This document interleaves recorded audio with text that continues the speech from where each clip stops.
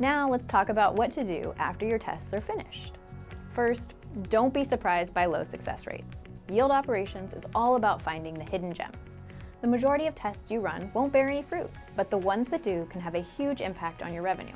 So don't be surprised if as few as 10% of your tests are considered winners. This is totally normal. Now, let's talk about implementing winners into your standard processes. When running tests, you'll find that tests which show positive results can be grouped into two categories. First, there are yes or no tests. Some tests, like say setting bidder order, basically generate a yes or no style answer. For example, does putting bidder X at the top of the bidder order consistently improve revenue?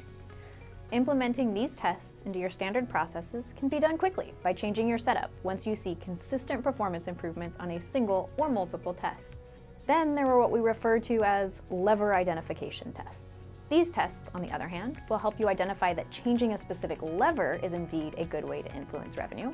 For example, does changing the timeout window that you allow for each bidder to respond with a bid influence revenue? In this case, you may find that changing that number does, in fact, influence revenue.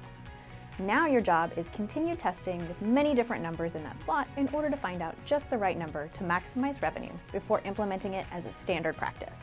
This process can take a long time, and having machine learning and AI algorithms that can determine it for you sure shortens the learning curve. Learn more at www.playwire.com. Or, if you're watching on YouTube, click the link below in the description of this video.